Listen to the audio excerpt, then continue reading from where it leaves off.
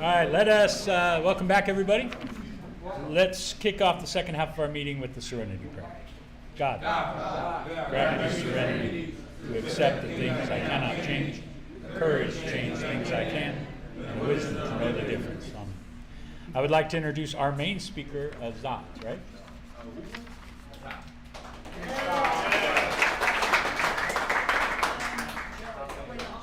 So Joe, raise your hand. Joe's timing back.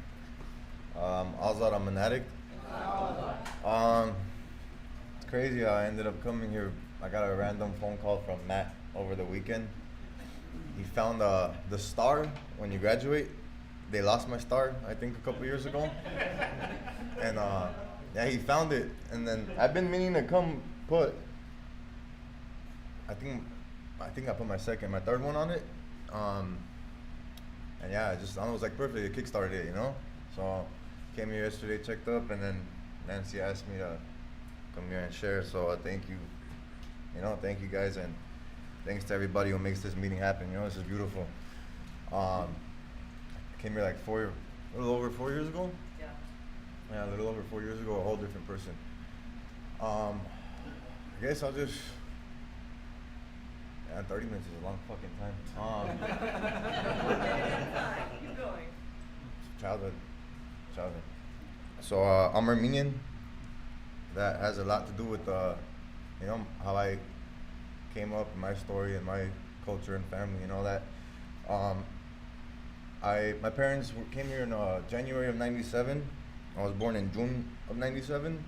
So I was born to a family of fresh off the boat, as they say, immigrants who didn't know shit about America. They didn't know shit about the streets. They didn't know shit about drugs. They didn't even know not even the language, They didn't know nothing. And me and my sister were kind of like just on our own. I remember from a very young age. My dad, he's not your average guy. He's not one of us in the sense of addicts or alcoholics, but he has his own addictions, his own problems, and the defects that come with it, So growing up, we were just on our own. My dad was out doing his thing, whatever. My mom was trying to make, shit happen financially. So it was me and my sister, and I was out. Like, I remember I loved being out, I was a little street kid. Ever since I can remember, back then kids would play all the time on the streets, but I loved being out there, Even when I wasn't supposed to be out there, I'll be out there just to get away from the house. And I have faint memories, cops pulling up, handcuffing my dad, a lot of violence, a lot of yelling, a lot, I remember, but I always got away from it. I was always at home. I was always trying to get away from home. And I was a bad kid at school too. Not bad, super bad, but very rebellious, like a class clown type. I never, to this day, I struggle with authority and law and rule, and, but anyways, I was just a troubled kid, troubled childhood, very dysfunctional. My parents finally got divorced, I think, when I was 10. I was living in Arcadia at the time. And then we came to Glendale with the rest of the Armenians, and we came to Glendale, and I think I was like 10, I was 10, and up until the final divorce, there was a bunch of separation, so I was used to coming to grandma's house, So we come back to grandma's house, fucking stuffed in this little apartment, and again, I just want to get the fuck away from house, I don't want to go to school. I remember my first week in school, I got kicked out for bringing a BB gun to school. I was trying to shoot some kid. That was my first week in the new elementary school. So I was just I was a little off the chain as a little kid. And that's when my substance abuse started. My first time I ever smoked weed, I was 11 years old. Smoked it, and I don't know what to tell you guys. That whole I have a right shit, I don't know if that's what happened, but I liked it, I liked it, and it got me out of my head, it got me out of my house, it got me out of school. I wasn't the type to do homework ever. I just wanted to have fun, fuck around, break the rules, and just do me. I didn't have any consequences at home. All my consequences came from school only, and I didn't give a fuck about that. Oh, I can't cuss, huh? Sorry. I didn't care about that. I didn't care about that at all back then. So, yeah, it's a very, very, troubled kid. I remember, a lot of suspensions, referrals when you go to the principal's office. I got kicked out of 4 schools in a year and a half. Didn't graduate high school, and I remember with the weed, it became this everyday, all day thing in middle school, was just, I loved it, you know. It got me out of here and felt some type of way, you know. And they graduated to ecstasy in middle school. Took a lot of ecstasy pills in middle school, and I just always liked the feeling that substances gave me. You know, it got me away from reality. It got me away from like everything, and it was fun back then. I was a kid. It was that too, and I remember when I finally got kicked out of my last school. I already went through a run of like almost every designer drug or whatever you could call it. You know, like the psychedelics, the pills, the Xanax, the cocaine. Like I had my phases with all of that. But when I got kicked out of school, I was on this block with a bunch of heroin addicts, you know, and I had nothing to do all day. I had nothing to do all day, and I was already a little addict, you know. I was a little criminal, you know, doing my little thing out there, and I just wanted to get high with the homies, you know, with all the homies on the block. Like, what the fuck is this shit? Sorry. Yeah, you know, and it was very interesting to me, you know, like. I would see the good part of it, you could say. I would see the nod. I would see like, you know, like how they feel after. You know, when the homies kick it after. But I wouldn't see like what happens behind closed doors. You know, I don't know the fights that happen at home, or I don't know how the fuck how they got that money in the first place, or how they got the dope. I would just see them when they would come back and get their fix and everything's good. You know, so it looked good to me. And yeah, at 15 years old, I think I did heroin for the first time, and I got hooked from there. And man, I was already, like I said, I already had my experience with everything else, but to get hooked on heroin at 15, that did a number on me. I remember at the time I had my little, not normal friends, but the ones that would party still, and then I had, you know, the older homies, the ones that, you know, are already on that path, and I isolated from these guys, because now I'm doing drugs that no one's gonna respect, you know, and I'm doing things that no one's gonna respect, so I go with these guys. And I don't know, just not to get too deep into the war stories, just everything I was already doing times 100, you know, just darkness, and at a very young age too. So I would always, like, in the back of my mind, hear about people that I knew growing up, like what they're doing, and now I'm here doing this, and that hurt, you know, deep down. And that I got stuck, you could say, or I chose this path. Because I don't want to say I'm a victim of this, because that's the biggest lie in the world. I remember being like 3rd grade or 4th grade, like looking up to the homies with the face tats, the gangbangers, the criminals. I looked up to that shit. It was attractive, you know, like it was attracting to me. So I kind of did choose this path, you know. I'm not a victim of my circumstances from when I was young, but it did develop me into who I am today with all my problems as well, growing up, if that makes sense. But I lost my train of thought. Fuck. Anyways, yeah, getting into you know, heroin and meth. I don't know, I caught my first case when I was 18. That's when I got introduced to like the actual consequences of jail. Before that, it was just a bunch of tickets that I somehow slipped through the cracks with. And I don't know, I still didn't care. Like, consequences never were too bad. Like, they were never bad enough for me, you know. Like, that was just, it became my life, you know. Kick it with the homies, hit your licks, get your money, get your fix, repeat every day, you know, every day. And in the process, I'm hurting everyone around me. I'm hurting myself. In my head, it's like, it's my life. Let me do what I want to do. This is what I want to do, you know. But, you know, during these years, I didn't know this at the time. Now that I got, you know, a few years under my belt, like, I've done some work, and I go back, and everything I was doing back then that I thought I was doing to me only, man, like, I did not know the repercussions of, like, everything, you know, like how deep it went. You know, when they say it's a family disease, it really is, and I'll get to that in a little. But yeah, just to skip through all the war stories, it got really bad. I went to 15 treatment centers throughout this span. I've been incarcerated a few times, not crazy stretches, not any crazy time, but it adds up to, you know, a couple years. Homelessness was a part of my story for sure. Like, I was just a junkie, you know. I became this junkie, you know, like, won't shower for days. Like, it got me to that low of a bottom. Like, fuck, I looked horrible. Probably looked like an alien, like all sucked up, honestly. Fucking thinking I looked like the shit, probably back then. You know? Fucking walking aimlessly. I remember just on the streets in the valley, and really, like, I remember there was a point all my close homies were busted. I had nowhere to go. I wasn't allowed back home. No source of income, never had that, you know? I wasn't one of those rich Armenians growing up, you know? I was a little bummy. But, yeah, I remember just being on the streets, nowhere to go, nowhere, you know, just walking, and like, I could have my dope on me, but I don't want to, that doesn't even do anything at this point, you know? My life got so bad, like, kind of to the point, like, I hear this a lot, where you want to take your own life, but you're kind of too much of a pussy to do it, you know? Or you're, I don't know, like, or you kind of enjoy the pain and the chaos because you're familiar with it. You just want to be kind of emo and go through it, you know? It was kind of like that, and that's been one of my bottoms, and I remember during that time, I burglarized my aunt's home. I was homeless. I burglarized my aunt's home, bad. I got her pretty good. Fucking yeah.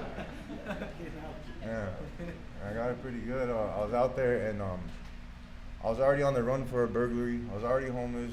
Hit her pad. They filed on me. So while I'm on the run, I remember I didn't see any of this. This is all people were calling me and texting me. But I remember I was at a tap. I had a lot of dope, had a lot of money, you know. And I was getting these phone calls. You know, first my mom was texting me like, "Hey, the cops are here. They're looking for you." Whoop. They ignored that. Then I started getting all these phone calls from my family because, you know, like, I've been on the streets for a while. Like, why the fuck are these fools calling me all of a sudden, you know? And it turned out the cops went to my house looking for me. And my mom just had enough of it that day or whatever, and she took a handful of pills and tried taking her own life, you know? So they were hitting me up to tell me, like, "Hey, your mom's, like, in the hospital. She almost died. Like, you know, she's gonna get 5150 and all this. Like, where the fuck are you, you know? Cops are, like, you know?" And I remember at that time, like, I didn't give a fuck. I didn't care. Yeah, I didn't care. That's where my using got me. I was cold, felt like a monster, like a devil, couldn't feel nothing, just filled with hatred, you know, filled with, like, self-pity, fucking hated the world, hated everything, just hatred, you know, just, I don't even know what path I was on, because I didn't even know where I wanted to be, you know, and in that moment, just, I saw all these messages, and I'm gonna be honest with you guys, there was this little paisita girl next to me, and I was more interested in the paisita girl than the messages of my mom almost killing herself. It's the honest truth, you know. She had this little tequila, what is it, those little shots, and she burned a hole in it, and she had a pookie through it so it could just not break, and it just wobbles on the table, and it attracted the shit out of me. So I was more focused on this paisita than, you know, like, that's how fucked my mind was at the time. And I finally got arrested on this run. Got arrested, and it hit me in the tanks. Like I was detoxing, a few days, boom, the pain's out, and I was just laying down there, and, like, fuck, it hit me like my mom almost died. What am I doing? You know, like, and I started, like, tearing up a little, like, damn, like, you know, like, it's a moment of clarity right there. And to tell you the truth, I probably got high in jail a week or two after that. I don't know, like, that didn't really do it either. And what did was, like, I remember it was during COVID. They weren't doing any prison movements at all. I was fighting my case for a minute already, and they finally gave me, like, this deal, like, go to rehab, you know? And I tried it before, and I always, like, thought I was stupid for taking it because I did more time for taking the rehab, you know, with all the violations and everything adding on than I would have done for taking the charge in the first place. So I was very opposed to this idea of rehab again. But I was opposed to staying in county for a couple of years too. I don't know what's happening with you know, COVID, and I took it, you know. I took it, and they dropped my ass off here one day in the van. And I remember I was a lot skinnier back then. Still looked a little bit the same, but I had this angry, like, mug on my face all the time. You know, very angry, and I came here, just didn't want to be here. You know, it's just kind of like a get out of jail free card again, you know. Didn't want to be here. This recovery stuff, I said I tried it before, but I never really tried it. I found out. I thought I knew everything about the world, you know. I thought I knew everything about myself. I never knew what God was. You guys started talking about God. I didn't know what that was. I learned how to pray in the back house. I remember I asked someone to teach me how to pray. Yeah, I came here and it was just cool. Nancy was the first person she came, she gave me a little plate with some food. So bomb. I ate that. I remember they gave me a little hygiene kit. It was Nancy and Sunshine, and they put me in this little quarantine house. She would bug me every day. Fucking, I'll put my bandana this way. She would come and be like, "You can't have that there." Okay. Next day, it's a whole different place. No, you can't have those. Well, be more specific. I'll put it right here the next day. And we had this little thing for like 10 days, you know? And it kept my days going in quarantine, to be honest. I couldn't wait till she came and talked shit, you know? But, yeah, this place, man, like, they'll tell you when I came here, I didn't want to be here. I'll tell you I didn't want to be here. I remember I had, you know, little burner phones and whatever, and I called my public defender and I said, "Get me the hell out of here, I'll do whatever." Like, I don't want to, you know, like, I just didn't want to be here. And the writing. You guys still do it? Yeah, we do. Wow. Man, it's funny, man, but that's what got me. That's what got me. Be honest on that, you know? Don't put that mask on in front of the group either, be honest. You know, be honest. And I never did that much writing in my life. That was my first action of willingness. You know, if you guys are doing the writing already, you guys are willing already. No one does this. There's a lot of writing. It's not normal, you know?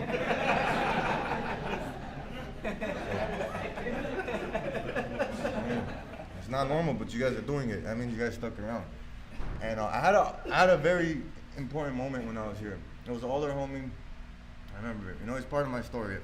It's my older homie. People I always looked up to, you know, like my kind of people. He was always walk by, say what's up, whatever. And one day, like, he came and he asked me a question, you know. And he asked me a question and he said, like, pretty much like, "You acted? Like, you about it or what?" You know? And I'm a little youngster. I was like 4 years ago, you know, I'm fresh out of county. Like, "What's up?" "Yeah, whoop whoop." And then he just looks at me, you know, he's a tall ass man. "No, you're not." You know, he goes, "I seen you get off the county thing and drop you off. You know, why didn't you go home? Why didn't you go back to your hood, go catch me if you can, do your thing? How much time you got hanging over your head? Like 4 years?" He's like, 4 years, homie. Go. You know, why are you here?" And I got mad. Because, like, the motherfucker told me the truth. Why am I here? He's right. Why'd I stay? I stayed. You know? I mean, something ain't right. Something in me wanted to change. You know? And that night, I remember I was in bed, and I was thinking about this. And I was pissed. I really wanted to go and, like, confront him. You know? But he's right. I have nothing to confront him here. Am I going to prove him right now and leave? You know? And go do what, you know? Or am I going to stay and see what this was talking about? So I stayed, and it was just the unity in this program, the brothership, like the brotherhood. I don't know how you guys have it now. We had it tight, man. We had it tight. No dope was coming in. No one was messing around. Like, you know, cat and mouse game with the staff, but that's nothing big, you know. It was cool. Like this place, getting honest in the groups. Seeing Matt. Where's he at? Yeah, I remember the third step. They have to ask you, you know, go ask the staff about the third step. I'll never forget. I went to someone else, and then I went to Matt, you know, because my brain works different. Like, I need to hear some profound shit, you know, for it to make sense. And I went to Matt, and he just told me, like, in the most craziest way. He says, "This is your will. You got to turn it over, and you got to give it away, right?" So he goes, "Okay, now you turn it over, but if you don't give it away, it's just upside down." That's all I needed to see. That's all he had to tell me. I was like, whoa, I get it now. You know?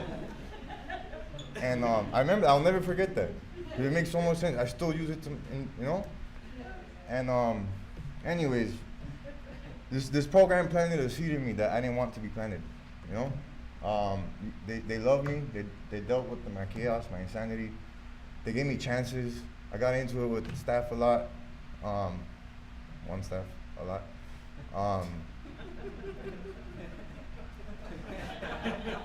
But this place, man, really, like, I remember I went to the Point Furman meeting. I don't know how much time I have.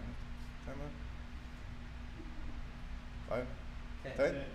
I went to the Point Furman meeting. You know, I don't know if you guys do that on the weekends still. Man, I was happy to get out the house, but honestly, when I got there, like, all these homies with, like, you know, they're healthy, got these chains, you know, like beautiful women, beach side, the water. I'm from the valley, I don't really see the water like that, you know? And just like everybody had this aura of peace. And I wasn't familiar with peace. I didn't know what peace was, you know? But I felt it in them. I seen it in them, you know? Smiles, just like, I swear in my eyes, they probably did, but they had life figured out, you know? And it tripped me out when they would stand up and say I'm an addict and the stories that they would say. And it was interesting to me. And I had this moment there, like, I want to be like him, you know? And then they told me to get a sponsor. I was at Point Furman again. This white boy got up and started yelling at the whole meeting. And he yelled, if you don't want this shit, don't worry, you won't fucking get it. And I'm like, I want that guy to be my sponsor. Because I wanted this shit, you know? Yeah. Yeah. Yeah, it wasn't the best choice. He ended up being a very good friend of mine. Your sponsor shouldn't be your friend. We did weird things together. But yeah, man, this place really, like, I came back yesterday because of that phone call, and something just like hit me, like, man, you know, like this place started it all. 4 years ago, I came in here a little boy, I came in here a junkie, a bum, thinking a whole different way, you know, and I didn't get it from here. This is the longest I ever stayed clean when I got here. It was about 8 months. Yeah. And then my problem was, I'm gonna be honest with you guys, I wanted to be like a sober gangster, you know, you know, I wanted to live dirty and be clean. And I would go to the valley a lot now. I got my car, I'm bored, you know, and I started kicking it with the homies, and they always told me, you hang around the barbershop, you're gonna get a haircut, you know. I ain't got no hair, but I smoke dope, you know. So I went. I remember in the Travel Lodge in Silmar, right there, boom. Right there, and it was a wrap, and then I have to play this whole guilt game and like cat and mouse game for like a month here or something. Like Nancy would, and I love Nancy, that's like my recovery mom. And she would come and I'll be on a sick one, just like avoiding her, like, no, you know? And that's, I don't know, I got to that point, I overdosed down the street, I almost died. I think they used the Narcans from the residential facility to bring me back to life. And went back home, went on a cool little run. And I remember one of the guys, the same guy that confronted me when I got here, man, this guy checked in on my mom, because I wouldn't answer nobody's phone calls. Like, these NA people don't leave you alone when you relapse. I'm gonna let you know right now. People are gonna bug you all the time if you relapse.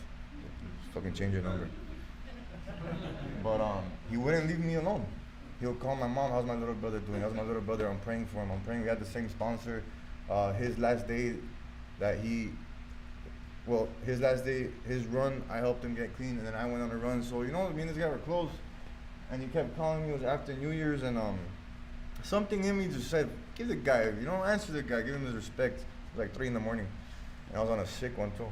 And I answered, and I remember I was living out of my car.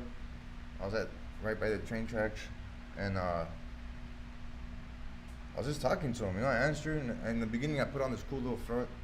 Hey homie, how you doing? Oh, good. I got the dope, I got the straps, I got the motel paid for a month in advance. Homie, like, life is beautiful, you know.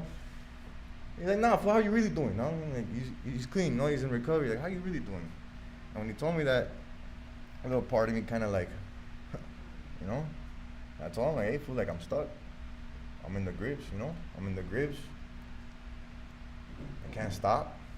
Is that what you want to hear? Like, I can't stop, you know. And then the addiction got a hold of me. At this point, I already had a little bit of knowledge about the disease, you know? I know what's happening to me. And he told me this, he told me, go home. I hadn't been home in a minute. He said, go home, get on your knees. No, he said, kiss your mom, I think on the forehead, on the cheek, he said.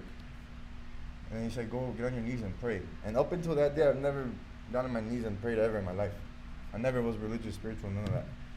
And I took his advice. I went home late at night.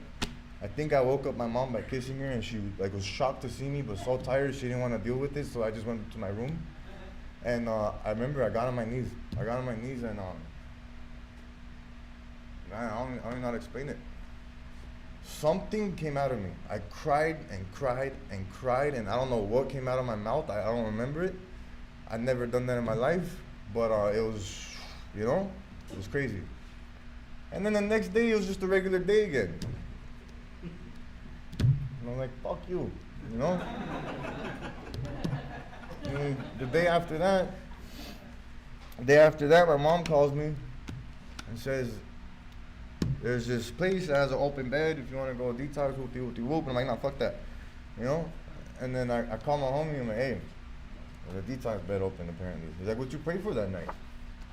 You know? I'm like, He's like, oh, that's the best decision I ever made. I went with, and I told my family this, I remember. I said, you guys, and it was cash pay, it was private. I've never done no private treatment in my life before. I went and I told them, you guys are wasting your money. Don't get mad at me when I fuck up after this. Straight up, I'm going in with the intention of, it's not gonna work, it's gonna relapse. I'm gonna relapse. And it worked because I worked it. This time around, like I came back and I told them, like, whatever the fuck you guys want me to do, I'll do it, you know? I'll do it. Anything, you know? I was to that point. Like, I had hit a spiritual bottom. I never felt that before, you know? The homelessness, all that, the jail, everything, those were pretty low bottoms, but the spiritual bottom was a different one, you know? And, yeah, I got a sponsor, got heavy into the step work, service. I was hitting like 3-4 meetings a day because I didn't know what else to do. I remember I was feeling crazy. I remember, like, you know, I was all imbalanced. I wanted to do some way out shit, I'm not gonna lie to you guys. I wanted to run over crowds, I wanted to drive onto the freeway, go very fast and turn the wheel just to create some chaos, you know? Just to get my blood going a little. I wanted to do some weird stuff in the first couple months, you know? But what anchored me down is I met some solid homies on the way who had the right intentions, you know? They were there to get well. They were participating in their recovery. They had step work. They had, you know, some step work under their belt. They had a sponsor. And see, this recovery world, like, after some time, I'm starting to realize, like, just because you're clean, that don't mean nothing. I swear there's probably half of you guys in this room with more recovery than I have today. You know, with that fire, that passion for it. 'Cause I don't have it because it's been so long. I've been so detached from it. You know, life gets big and I'm not as involved, you know? So time don't really matter. It matters, but time don't really matter, in my opinion, is what you do, you know? What are you doing today and what work have you put in so far, you know? You could do fucking all 12 steps in 6 months. Someone could have 4 years clean and never did one step, you know? So, just to point that out. Clean time, yeah. Clean time don't really mean much in my opinion, you know? It's about the recovery you have under your belt and how you're applying it in your life, you know? Not to say I apply it perfectly, because I don't. I really don't. I suck bad, you know? But I understand that I suck bad, and I don't want to suck bad. That's the difference today, you know? I don't know. Today my life is beautiful. I don't really want to get into all the glittery stuff, but I'm going to say it. I'm earned it, you know? I got my family back. My sister didn't talk to me for 10 years. She talks to me today. My family, right now, I bought my first house in November. I started my own business 2 months ago in this field. I'm a provider to a lot of my friends in my recovery world, and I'm someone people could count on. And my life is very big, bigger than I thought life could get. You know, my wildest dream back then was a fucking wallet with my ID, my debit card, and a key to something that I owned. You know, and now life is way beyond that. But I wouldn't have any of this if I never went through that journey of the step work. You know, of the journey of finding myself and really understanding what my purpose is and who I want to be. And I think that's what recovery and that's what this place helped me find, and that's what this program is all about, really. That's what I feel like. You know, you get well, you clean up your house, you help someone else go through the same thing, they help someone else go through the same thing, and we become this usual beautiful community of recovering addicts and alcoholics that are chaotic and imperfect and defective, but beautiful in their own way at the same time, you know? That's all I got.